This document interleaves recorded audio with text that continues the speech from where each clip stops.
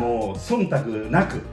もう俺が聞きたいことを思いついたことを聞くから。材料費とかいろんなものが上がってるのに、うん、1杯あたり1000円の壁っていうのがあるから、もう日本の今のこの状況は重症よ。やっぱもっと世界をみんな見た方がいい。さあ今日はね、俺は山ちゃんって言うんだけどねあなたと中学時代の同級生だから、はい、もう忖度なく、はい、もう俺が聞きたいことを思いついたことを聞くから。どうぞ。これ面白かったらシリーズ化されちゃうから。そうだね。そうなったらちょっと考えるけど、ね、今日とりあえずなんか思いついてさ、ちょっと聞きたいんだけど、まあ、俺の中の倉本は昔ゴルフ場の息子だったんだけど、はい、なんか気づいたらラーメンやってたんだけどさ、はい、それでね、俺はほらちょっといろいろ地域活性化とか地方創生とかやってるんだけど、起業したいって人最近いるわけよ、でも何したらいいかって分かんない時に起業っていろいろあるじゃない、飲食で起業する人って結構考える人いるんだよね、例えば脱サラして何かやるとしたら飲食結構多いんだけど、その飲食の今起業については今どう見てる？ラーメンにこだわらず飲食ってどう思う？飲食全体は多分コロナを明けて、飲みとか居酒屋とか含めてね、アルコールの需要っていうのも増えてるから、悪くはないと思う。でましてや外国人の来日が多いから、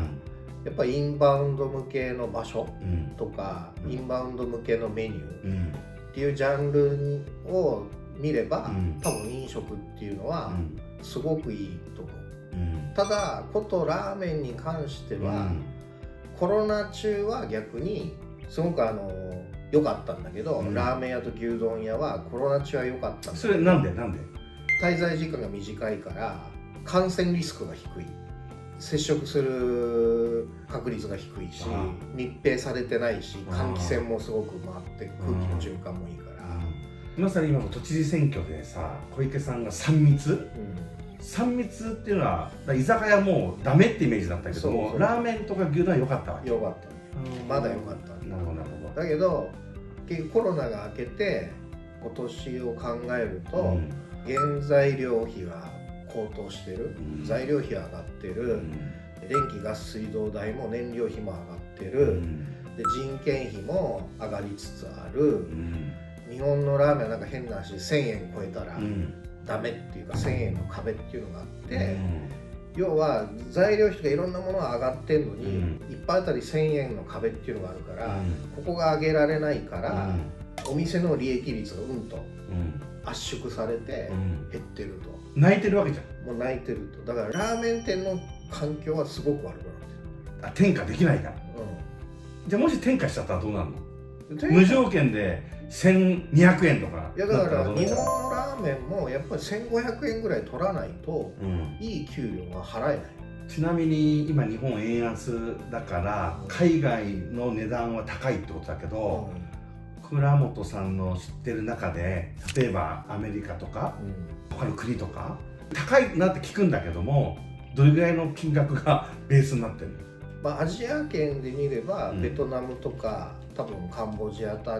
りは、いっぱいあって多分1200円から高いところで1500円だと思うんだよね。だってベトナムと日本はさ、まだ日本のが例えば給料高そうなイメージがあるじゃない、なのに向こうのラーメンの方が高いわけ。現地の人はその高い値段を払って食ってるわけ。富裕層しか食べれないね、アジアの人はね。だから一般庶民じゃないね、ラーメンでまだ高級品だよね、今度ヨーロッパとかアメリカあたりは一杯安くて3000円。俺言ってるラーメン一杯の話だけど、なんとか定食じゃなくて3000円とか5000円。ラーメン一杯ニューヨーク5000円するよね。にわかに信じられないけど、そうなんだ。一杯5000円。ついこの間メキシコ行ってきたけども、メキシコは一杯2500円から3000円。日本ってなんて安いんだっていう感じ、向こうからすれば。いや、それはインバウンドに来てる外国人からすれば、もうただみたいなもんマジ、要はそれだけもう日本がさ、いろんな世界がどんどん伸びてって、物価が上がって成長してるのに、日本だけが取り残されてるってしょうがないのよ。じゃあ逆に言うと今ラーメン協会としてラーメン業界でここまでプロデューサーとしてやってる倉本さんとしては、勇気を持って値上げしちゃえっていうのが持論。いや本当は値上げするべきよ。全員が全員で。でも日高屋さんとか僕もよく食うけど、安いのに美味しいからさ、なんか当たり前でそれが1000円超えてきたらってなる。だけどやっていかないと日本経済は多分良くならないと、そういう積み重ねだから今牛丼屋さんもさ、一昔前はさ350円とか、ね、400円とかで食べれたのが、最近やっぱなんだ30円とか50円とかどんどん上がってって、今だいたい600円とかぐらいになってきてるんじゃない、600円か、ちょっと盛り付けすれば700円ぐらいになって、単価を上げてんだよね、少し工夫してね。でも牛丼それだけ安いからさ、やっぱラーメンがね、じゃあ牛丼が700円だったとしても、ラーメン1000円超えると、ラーメン高いねってイメージになるかもしれないし、なんか牛丼とかラーメンっていうのは一つのね、なんか比べる基準になっててね、そこら辺が上がってこないと、でも変な話、別に牛丼が手間かかってないとは言わないけども、ラーメンのが本当手間かかってんのよ。スープにしても麺にしてもトッピングにしても、完成度のクオリティからすれば、各ラーメン屋さんすごく今頑張ってるから、やっぱもう1500円ぐらい取っても本当は遜色ないはずなのよ。もう今ね、言葉は力強いね、言葉は力強いけど、多分ラーメンの店主からすれば、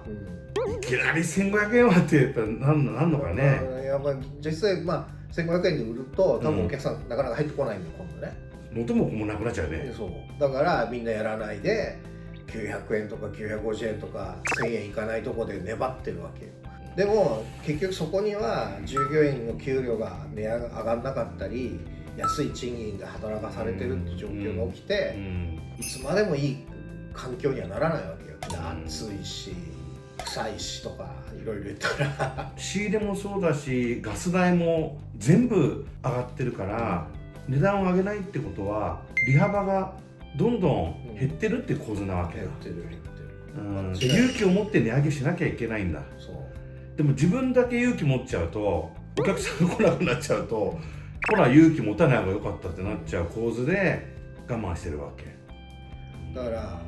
僕が直営店やってた時ってラーメン1杯600円とか650円だったのよ。その時から比べれば、今850円900円ぐらいになってるから、だけどそれもう15年ぐらい前なのね、15年かけて、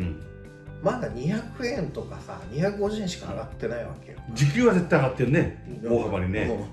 そういうなんだろう、変な1000円の壁っていうのがあって、そこにみんな1000円には今近づいてんだけど、なかなか超えようともしないし、超えてる店もあるけども、今超えられてるお店って、なんか食べログで上位1位取ったとか、なんかの賞を取ったとか、よそとはちょっと違う差別化でミシュラン取ってるとか、そういうところだけがなんか2000円とか1500円とか2000円つけても売れてるけども、冠がついてないところはさ、1500円とか2000円取ったら来ないわけよ。そうすると倉本さんがあげろって言ってあげたけど客来ねえってなっちゃうと困っちゃうね。そうだから実際はあげられないけども、でもあげないと結局従業員は安い賃金で働かされて、夢も希望もないわけよ、ラーメンにはさ。ワクワクしないね。やっぱ昔はラーメンって稼げる、要するに当たったらでかいとか、跳ねるみたいな夢があるっていうのがあったんだけど、今のね、もうどうしても価格帯を見ると夢を持てないよね、そこにね。なるほど。これ今日忖度なしに聞くって言ったじゃん。で忖度なく、じゃあ逆に言ったらさ、今の話で言うとね、上げるべきなんだけど上げられない、なぜか上げたら客が来なくなるから、周りが上げてないんだから、ジレンマじゃない。でもどうする、その次の一手を。その全部がミシュラン取れるわけでもないし、全部が食べログ1位になるわけじゃないとしたら、どういう手を打つ？勇気を持って本当は値上げしてもらいたい。みんなってオールラーメン、世の中のラーメン屋さんが。でも確かに時給が上がってガス代も光熱費も全部原価も上がって値段を上げられないというのは苦しいね。適正な利潤が取れなければ持続可能できないってことだもん。できないね。やってる意味ないってことになっちゃう。だから体力のある大きなフランチャイズチェーンしか多分生き残れなくなっちゃう。ってことはみんな同じ味になっちゃう。そう、味になっちゃうし、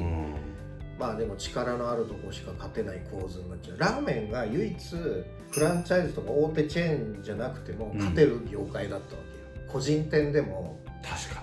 にね、確かに売れるっていうのがラーメン業界。このラーメンを食いてっていうのがあるわけだ。そうだけどやっぱその参入障壁が低いからこそ、こういう今の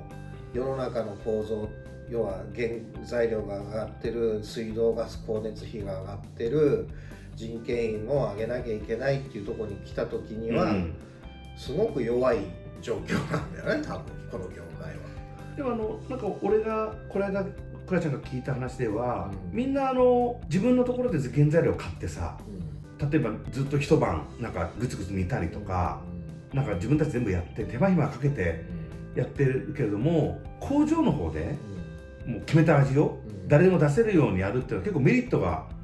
ある感じがするけど、でもなんか工場かっていう感じで、この路地裏のこのラーメン食いに来てるんだよっていう人にとってみたら、どっかの知らない工場で作った味かよっていうのも一本あるんだけど、そこについては十分差別化できる可能性は出てきた。まあ今もう工場の技術も上がってるからね、個人店でその路地裏しかできないっていう時代ではなくなったからね。なるほど。十分工場で作るけど差別化ができるようになってきた。できるようになってきた。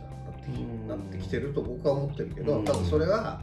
世の中のほとんどの人はそれを分かってない。チェーン店って言ったら同じ味っていうことだもんね。まあチェーン店はね、だそうじゃなくてオリジナルの味を作っていくっていう意味であれば、差別化はすごく重要なんだ。ってことはやっぱり工場での味で作るか、自前でこだわり続けるか、チェーン店かっていうことになると、チェーン店はなんかあんまり差別化ができないけども、工場のメリットは何がある？工場でやるメリット。要はじゃあ工場でやる、要はセントラルキッチンも含めてね、スープを工場で作るのと、お店でなんだろう、骨から炊くのと、やっぱりあくまでも、その店主さんのこだわりだけど、やっぱり骨から炊くっていうと、やっぱ8時間とか12時間とかずつ炊いてなきゃいけないわけでしょ。それもつきっきりでいなきゃいけないし、それに関して今ね、ガス代とかすごい上がってるところに、8時間も10時間もつけっぱなしにしなきゃいけない、っていうことを考えると、やっぱりその今の人生をラーメン店に費やしてる人はいいけど、なるほど、ね、はい、人生ラーメンの人はいいけど、今ね、世の中の人ってだんだんこう自分の余暇っていうか休暇も充実させたい時代になってきてるわけよ。価値観に変わってきてるから、じゃあその8時間も10時間もスープにつきっきりにしてるのが、やっぱりだんだんそれを良しとしない人も増えてきてる、働き方改革になってきてるからね。残業をいっぱいして、朝から晩まで働いて、休日出勤当たり前ぐらいな感じで、当たり前だったね。それが今もう今の若い人たちはだんだん自分の時間大事だから、だからそんなにじゃあお店に何時間もかけて骨から炊いてやりたがる人っていうのはもう今いないわけよ。なるほど。そういうお店っていうのは多分どんどん年々減ってると思う。でも味を犠牲にしたくないじゃん俺。そのために仕方なく味もしょうがないんだよって工場でっていうんじゃなんか嫌だけど、逆に言うと工場も負けてはないんでしょ、味も。いやだからその技術はすごい上がってきてるから、ほぼできないスープなくなってきてるし。なるほど。だからそれを例えば工場で作るとコストは多少上がるけども、でもやっぱりそこに関わる人件費とか、水道ガス光熱費がうんと下がったら、で自分の余暇の時間を持てるってなったら、仕事もできて、自分の余暇も充実できるような仕組みの方が、人生をずっと総合的に見た時にはそっちの方が楽しいんじゃないのって僕は思う。時間をお金で買うことを考えたら、工場で買った方が安定してて、いいものが出せるんじゃないの。味のばらつきもないのか。じゃあ倉本としてはその工場で作った味なんだけども、違いを出して差別化して、本当に美味しいラーメンを提供する形にして、なおかつ1000の壁を破って、みんなでやっぱりラーメンでやってよかったなっていう形が一番理想的なわけです。だけども何年かかるだろうね。なるほど。僕想像できない、日本が1杯1500円になってる時代が。時給も多分2分の1か3分の1ぐらい低いわけだよ、アメリカから。アメリカと比べた時、ラーメン2分の1だったら2500円、3分の1だったら1700円か、それよりもっと低いんだから、ラーメンの価格5000円から、アメリカのニューヨークの5000円から見たらさ、それもわかんねえな。だからもう全然バランスがおかしいわけよ。まあ逆に給料が低いからラーメンの値段も低いっていうのはこれも合ってるのかもしれないけど、だから苦しい循環だね。そうだから僕はラーメンが、日本のラーメンが1500円になるのかな、実際ね、その時代が今は想像ができない、なってほしいんだけど実際になってる姿が想像できない。じゃあ仮に今の、じゃあこのクオリティがね、800円900円だと思ってる人に何かを乗っけたから1500円しますって言っても納得しないよ、きっと今の日本人は。伊勢海老でも乗っかんないと、伊勢海老乗っかればね、だからアワビとか乗っかればさ、まあアワビとか伊勢海老乗っかんないと、ね、なるほど、認めないの今の日本って。そっか、十分今ので揚げられるのに、揚げてないだけと、じゃあ揚げたとしたら伊勢海老とアワビになると別に美味しいかどうかわかんないし原価は高いけど、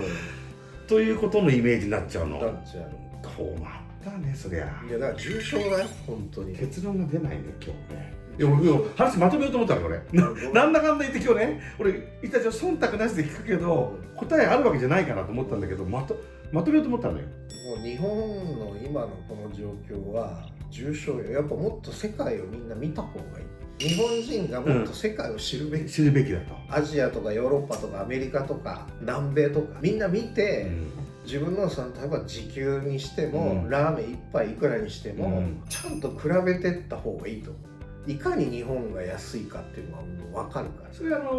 結構正論だなと思うんだけどじゃあ仮にね、100人1000人1万人10万人が見てきたと、確かに海外はすごかったと、なるじゃないですか、さあどうする？それ知った人は多分1500円払うでしょ、で同じのが1000円だったら、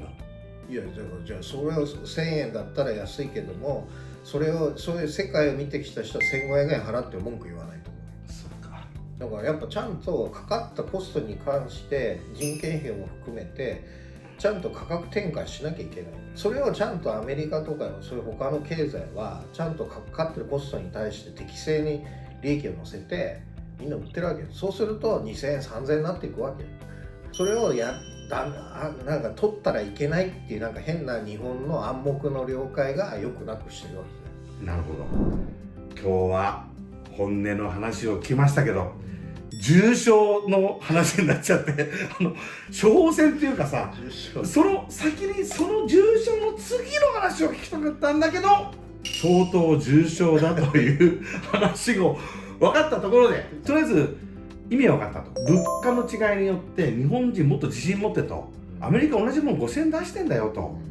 なんで1000円以下なんだよと、それ苦しくなるの決まってんじゃねえかと、みんな分かってる。でも加盟してるところに対しても1000円の1500円っていうのは誰もできない現実だ。なぜかと言ったらお客さんが来なくなっちゃうから。だからみんな苦しんで仕方なくやってる。だってね、設備投資したものも回収しなきゃいけないしね。じゃあそこら辺がクリアするための仕組みか、何か別の解決策か、ちょっとなんか僕なりにまたちょっと質問を考えて、第2弾そうだね、やっていい？また第2弾でね。全然何も今日も言ってないし、忖度ない。だから今日結論、日本は重症だったと。海外に向けていった方が本当は日本はいい。あ、今のラーメン店の人が勇気を持って海外店を出したいってこと？そう。円安だから絶対輸出とか向こうで外貨を稼いだ方が利益が高い。それは一つ解決策だね。そう。要するに日本にとどまることが全てじゃないってこと。多分日本で、例えばお店作るのに500万ないし1000万かかるとしたら、そのお金があるんだったら、まあちょっとアメリカとかはね、じゃあそれでも足んないけど、ね、もうちょっと物価の安いとこ行けば、まあそれだけあれば逆に